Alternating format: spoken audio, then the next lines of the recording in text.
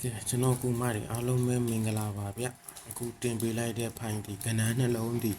တစ်လုံးသို့မဟုတ်နှလုံးလာနိုင်ချေရှိနေပါတယ်ဗျအဲ့ဒါကိုကျွန်တော်ပြပေးလိုက်ပါတယ်ဗျ6ရယ်1ရယ်5ရယ်ဒီသုံးလုံးပေါင်းချင်းဒီနှစ်ပါဝါဒီခွန်နှစ်ခွန်ဒီ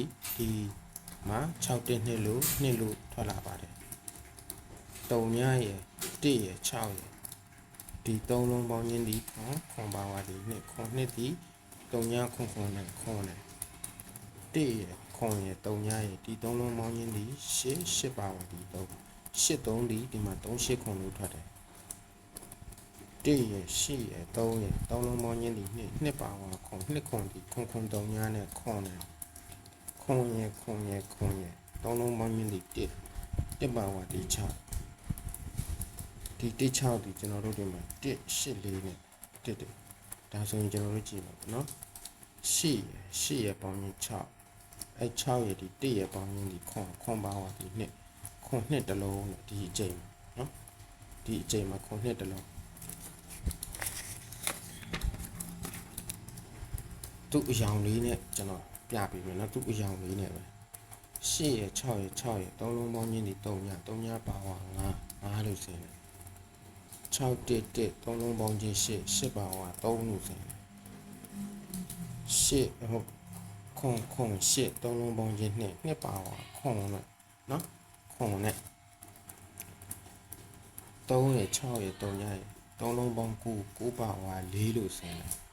သုံးလုံးပေါင်းရင်2ပါဝါခွန်လို့ဆိုရင်အစိမ်းလေးနဲ့နော်သုံးလုံးပေါင်းရင်2ပါဝါခွန်လို့ဆိုရင်အဲ့မှာကြည့်ခွန်8သုံးလုံးပေါင်းချင်း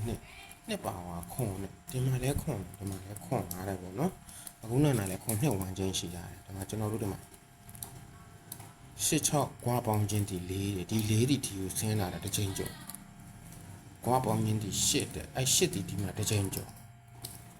အဲ့မှာကွာပေါင်းချင်းဒီအချိန်မှာကွာပေါင်းခွန်နဲ့အဲ့ဒီခွန်ဒီချိန်ကျော်ဆင်းရမယ်ဒီမှာခွန်3လုံးတူနေတယ်ဗျာနော်ခွန်3လုံးရမ်းမိုက်တူနေတဲ့အတွက်ခွန်လုံးမိုက်လို့ပြောလို့နိုင်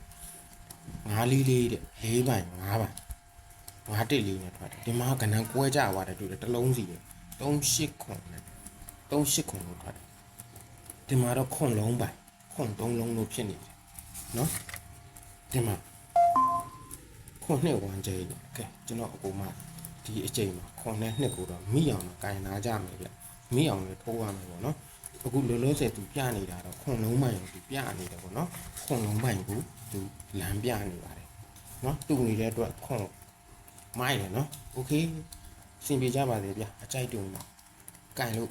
ရပါတယ်နော်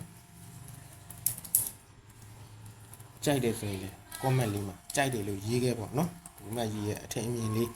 သုံးသပ်ကြတာပေါ့နော်ကျွန်တော်တို့